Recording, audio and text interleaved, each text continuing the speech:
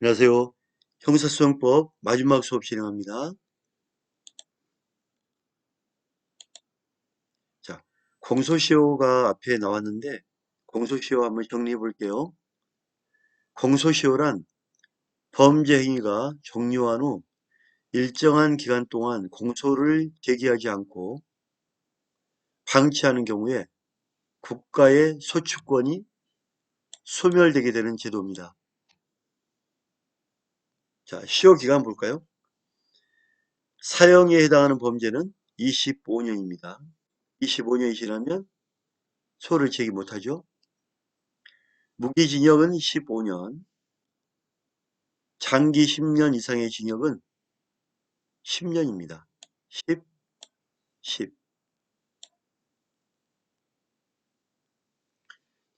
사형이 25년이기 때문에 무기는 10년만 빼면 15년, 10, 10. 자, 그 다음에 장기 10년 미만, 5년 이상이기 때문에 5년 이상이기 때문에 7. 자, 장기, 자, 10년 미만, 7년, 5년 이상은 7년이라고 했죠? 장기 5년 미만, 자, 10년 이상의 자격정지 5년입니다. 자, 여기서 벌금에 해당하는 범죄, 별표. 벌금에 해당하는 범죄는 5년, 장기 5년 이상의 자격정지는 3년,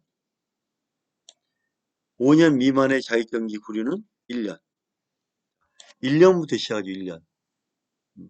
5년 미만의 자격정지 구류는 1년, 한번 내어볼까요? 5년 미만의 자격정지 구류는 1년, 5년 이상의 자격정지는 3년, 10년 이상의 자격정지 벌금은 5년, 10년 이상의 자격정지 벌금은 5년.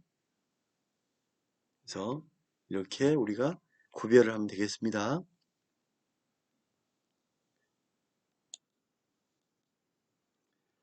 의제 공소시효.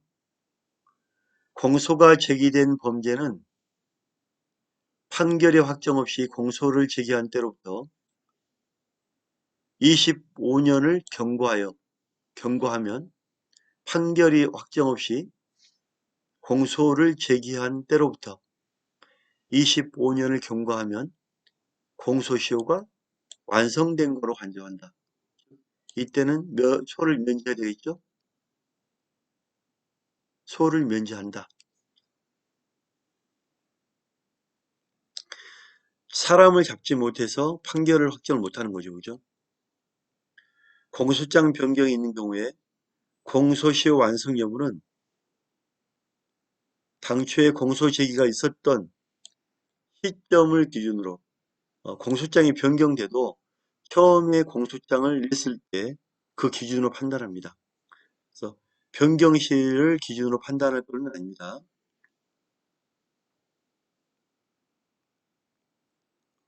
공소장 변경 절차에 의하여 공소사실이 변경됨에 따라 그 법정행위의 차이가 있는 경우에는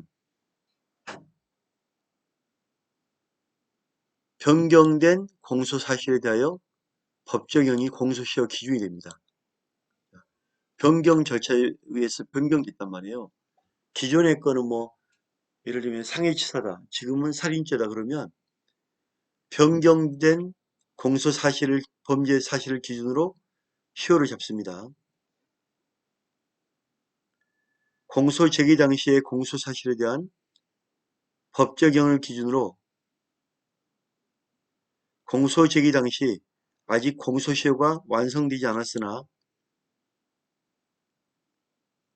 변경된 공소사실에 대한 법정형을 기준으로 하면 공소 제기 당시 이미 공소시효가 완성된 경우에는 자, 변경된 공소사실로 법정형을 따져보니까 공소시효가 완성된 경우에는 공소시효 완성을 이유로 뭐 해야 된다? 소를 면제하는 판결을 선고해야 합니다. 자, 중요한 게 나왔죠? 변경된 공소사실 기준. 그 다음에 그 기준으로 만약에 공소시효가 됐다면 면소 판결을 한다. 법정형 볼게요. 법정형이란 법에 정해진 형입니다. 공소시효의 기준이 되는 형은 처단형, 나는 몇 년으로 한다, 이런 처단형이 아니라 법에 정해진 법정형으로 합니다. 2개 이상의 형이 병과하거나 2개 이상의 형에서 하나의 형을 선택하여 과하는 경우 더 무거운 형, 중한 형이 공소시효 기간의 기준이 됩니다. 형법에 의해서 가중하거나 감경이 있는 경우에는 가중하거나 감경하지 아니한, 즉 가중할 필요 없거나 가중한가는 늘리거나 감경, 깎아주는 경우 외에 가중 감경이 해당 없는 형을 기준으로 합니다. 그 다음에 특별법에 의한 가중 감경이 있는 경우에는 특별법상의 법정형이 기준이 됩니다.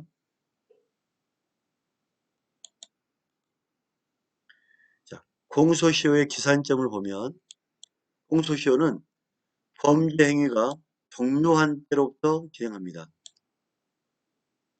공소시효는 범죄 행위가 끝난 때부터 그 시점부터 진행합니다.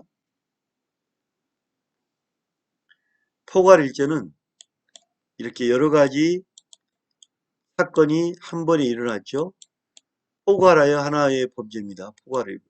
포괄하여 풍선 안에 여러 가지 사건이 들어있는 경우, 자, 포괄일죄. 포괄일죄는 이 최종의 범죄가 끝났을 때 바로 진행합니다. 공소시효의 기산점에 관하여 형사소송법 252조 1항 소정의 범죄 행위에는 당해 범죄의 결과까지 포함한다는 취지로 해석하는 것이 상당합니다. 업무상 과실치사상 공소시효는 피해자들이 사상에 이른 결과가 발생하므로 그 범죄 행위가 종료한 때로부터 진행을 합니다. 그러니까 어떤 결과가 나왔다면 그 결과까지 모두 포함해서 범죄가 종료한 때부터 진행을 합니다. 이렇게 보시면 됩니다. 만약 미수범은 범죄 실행에 착수하여 행위를 종료하지 못하였거나 결과가 발생하지 아니한 때에 처벌받게 되므로 미수범의 범죄 행위는 행위를 종료하지 못하였거나 결과가 발생하지 아니하여 더 이상 범죄가 진행될 수 없을 때는 종료하고 그때부터 미수범의 공소시효가 진행됩니다.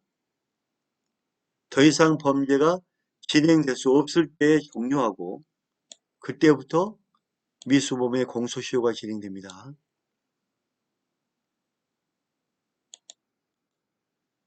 자, 막 어렵지는 않을 거라고 봅니다.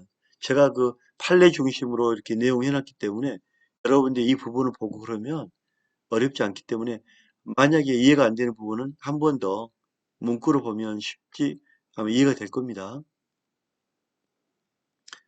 범인의 구개독기. 범인이 형사처분을 면할 목적으로 외국에 있는 경우 그 기간 동안 공소시효는 정지됩니다. 법에 규정되어 있습니다. 형사처분을 면할 목적으로 외국에 나가 있는 경우 그 기간 동안은 공소시효가 정지됩니다. 형사소송법 마지막 수업 마치겠습니다. 감사합니다.